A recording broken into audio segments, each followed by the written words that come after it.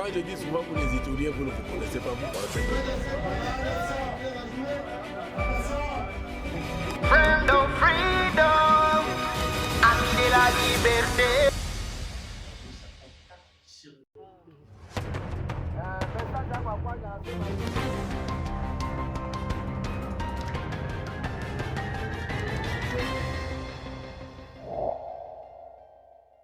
Mesdames, Mesdemoiselles et Messieurs, bonsoir chez vous. Vous êtes nombreuses à écouter la radio communautaire Maïntéléo, votre édition du journal du 22e jour du 3e mois de l'année 2025. Tout commence par les principaux titres. La société civile, la chefferie de Bahima Boga s'en va à guerre contre la vente et la consommation du chanvre. Les forces vives comptent sur les forces de sécurité et de défense.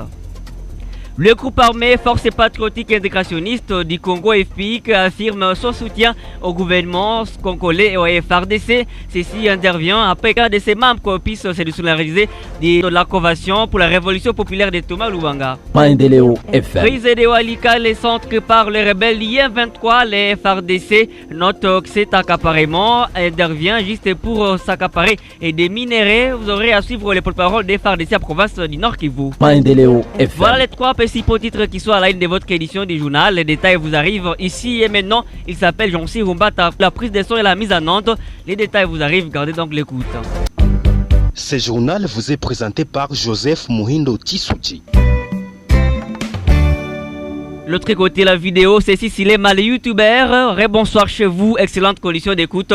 À vous toutes et à vous tous. Nous l'avons annoncé au sommet de votre édition du journal. La force patriotique et intégrationniste du Congo FPIC en sigle n'a pas resté sous silence après les retours d'un membre du groupe armé La Révolution de Thomas Lubanga. Dans une déclaration faite ce samedi 22 mars 2025, Kimareki Nyamabaku Florentin, porte-parole la FPIC Chinyakilima, a affirmé que ce groupe armé soutient totalement le gouvernement congolais dans toutes les démarches visant le retour de la paix ici à province d'Ituri.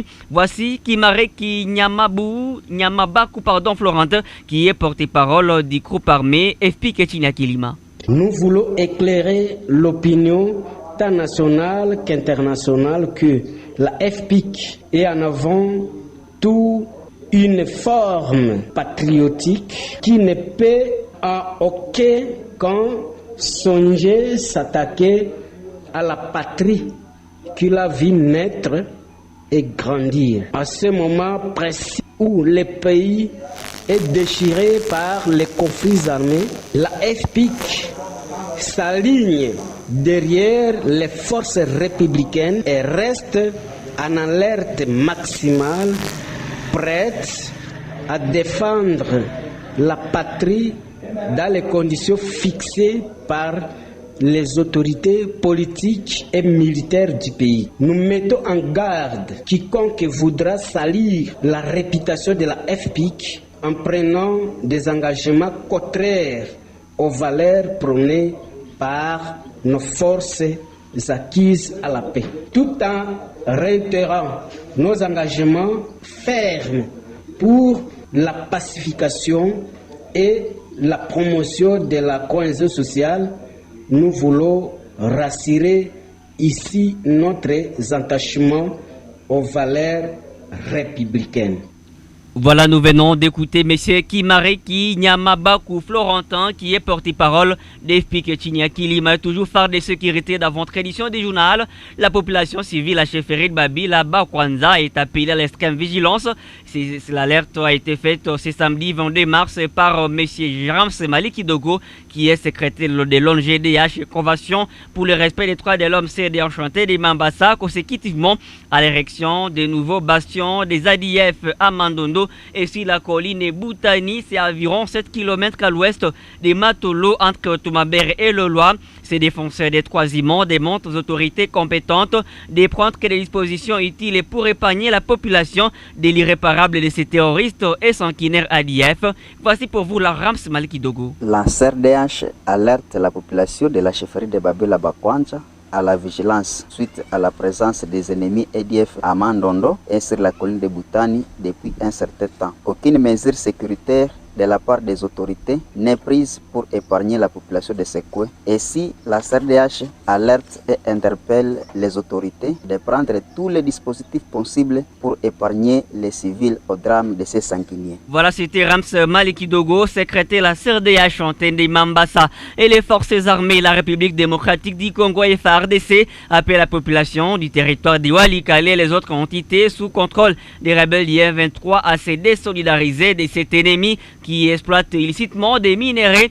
Le lieutenant-colonel Njike Kaiko Guillaume, porte-parole de l'armée congolaise et du gouverneur militaire du Nord Kivu, indique que ces rebelles du M23 se sont précipités à occuper Walikale pour avoir une main mise sur les minerais précieux dont les temps exploités par Alpha Mine dans cette entité. On écoute ici le lieutenant-colonel Njike Kaiko Guillaume. Vous voyez cette précipitation de l'ennemi vers Walikale, plus précisément à Alpha Mine et à Bissye. Cela prouve à suffisance que les minerais de la République démocratique du Congo ont des rapports avec l'agression dont nous faisons l'objet aujourd'hui de la part du Rwanda et de ses multiples alliés. Et donc, à notre population, Son Excellence, Monsieur le gouverneur de province, le général-major Eva Somo, demande de rester soudé, d'avoir confiance en son armée et dans les Ouazalem, et de couper tout ravitaillement de l'ennemi en luttant contre le trafic illicite des minerais de la République démocratique du Congo. C'était le porte-parole des FARDC à province du Nord Kivu, lieutenant-colonel Njike Kaiko Guillaume. Et revenons ici à province de l'Ituri pour parler de la farde sociale. Il s'observe les mauvais comportements des enfants, surtout les élèves, par les restituteurs pendant cette période de manque à Nyakoundé, chef-lieu de la chefferie des Antisoma. Nous sommes en territoire d'Irumu, l'une des entités qui produit la manque chaque année. Et contacté à ce sujet, c'est samedi 22 mars 2025. M. Eric Moussezo Mamba Bouma, directeur de l'école primaire Nyakoundé, indique que ces enfants sont confrontés à plusieurs dangers qui peuvent jouer négativement sur leur activité scolaire. Écoutons ici Eric Moussezo Mamba Boua, qui est directeur de l'école primaire Nyakoundé. Nous sommes là à Nyakoundé, chef-lieu la chefferie des Andisoma. Sisi tunakuwa kwa Nyakoundé, iko muji yenyewe inakuwa na manga. Wakati ya manga watu wanaweza kula manga, lakini muda bado manga ingali mbichi. Vrema watoto wote wenye mnanifuata kwa muda hii tunawakataza ukuwe hata ya masomo gani, tunasema ile kwa general vrema haiyakuwa muda ya kukula manga, hatari inakuwa ndani yake mengi hivi. Tunawakataza msiweze kukula manga, msiweze hata kusimama chini ya mti ya manga, kwa sababu wakati mwingine na chima na jiwe inaweza kuumiza we, na ile kwa hatari yenyewe tunatambua. Kwa wazazi tukamate responsabilite yetu kama wazazi, wakati pengine mtoto anakula manga mbichi kwa sababu anasikia njaa, alors wazazi tujikaze kukataza watoto na kuwatayarishia chakula yao wakati anatoka kwa masomo, anakula chakula na kukua na wao kusurveiller mouvement ya watoto, kwa sababu tunatambua kweli watoto wanaanza kuharibu manga mbichi, haiko naonekana vizuri hivi. Wazazi tukataze, sisi kwa masomo tunajikaza, na nyinyi wazazi pia mkataze watoto kwa kuweza kuharibu manga, kwa sababu hatari inakuwa mengi wakati wanakuwa wakitafuta manga. Économie, dans votre édition des journaux, il se constate une hausse brusque des carburants à partir de ce samedi 22 mars au centre des commandants. Nous sommes à chefferie de Bassili. Les taximens de ce centre de négoce contactés par votre radio disent ne pas savoir la cause de cette situation qui provoquera aussi la hausse du prix des transports. Un litre qui se vendait à 3500 à la pompe et passe à 4000 et au-delà aux environs des commandants. Suivant ici les taximens qui s'appelle Akeke, qui est interrogé par votre radio. Conseil gratuit minoza kubande banoza unaangalia ke karibira kinapanda bei juu hapa balifungula ava midi hapa ku station Dani route Beni mekufika 12h banafunga na hapa habiko netika kapasiti ya bilioni 2-3 hakuna habiko netika tu ba motari ya litre moya me karibira kunaonekana kama inakuwa kuila lire panda sana. Problem yetu tunaishi vimo ya difficulty sana parce que ukasema unatuma Bunya different mwa kidogo iko transport vile kuna kula yake unaweza shangala kubidomo asama una 4000 pe 5000 fakito. Parce que si yetu haiko kusema kitu ikosekane no ionekane, parce que sasa inakosekana unaweza ujisha hapa sasa utanunua wapi?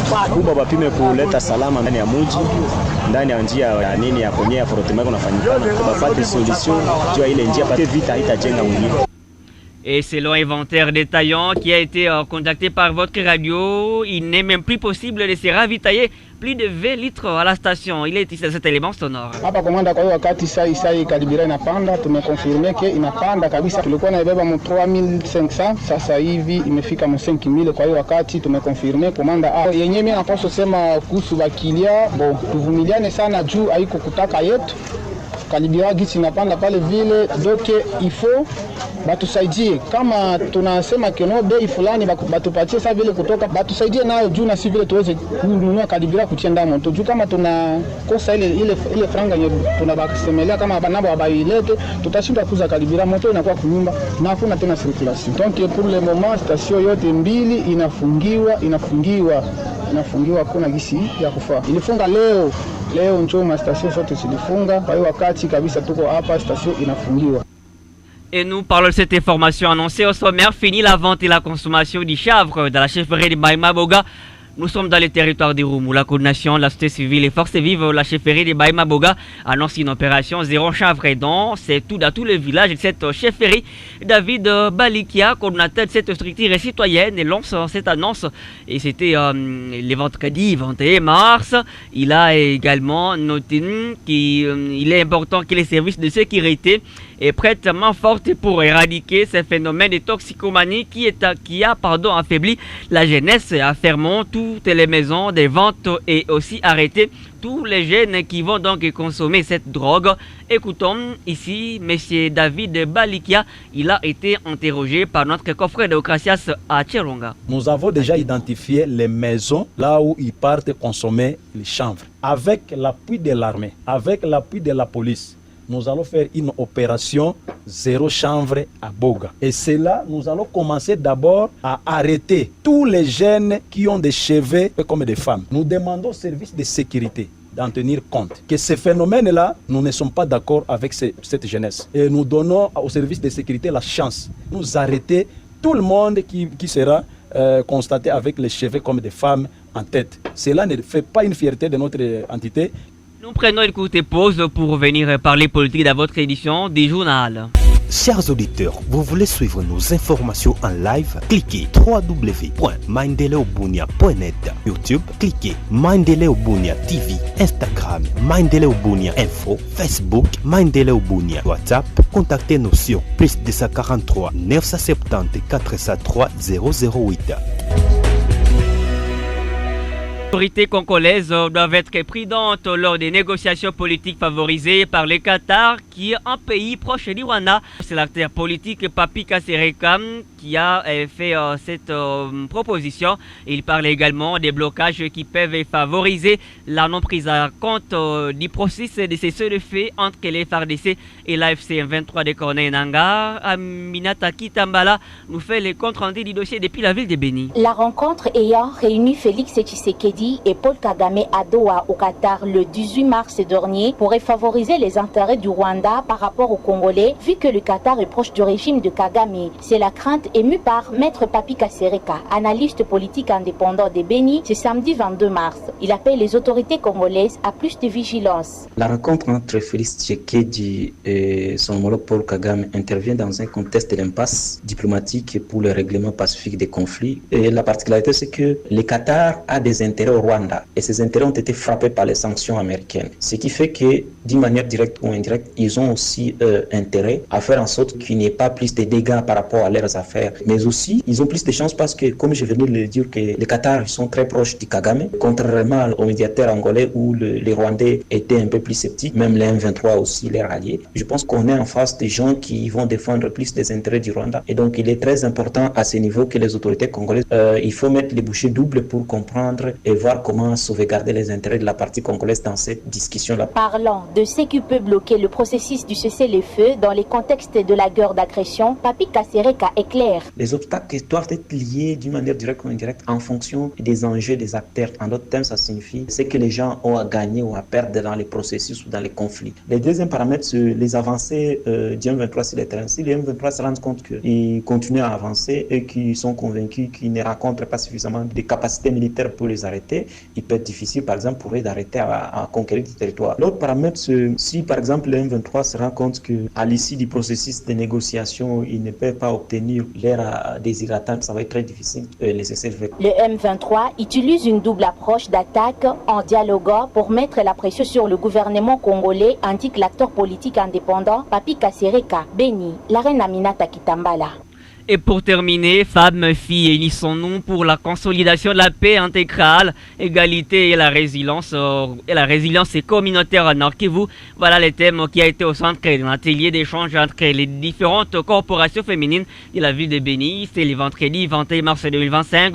Cette activité organisée par le bureau genre, femmes, familles et enfants, en collaboration avec la section des affaires sociales civiles de la MONUSCO, avait pour objectif principal de réfléchir sur la résolution 2773 du Conseil des Nations Unies, mais aussi comprendre l'apport des femmes et dans la restauration de la paix et la sécurité dans la région.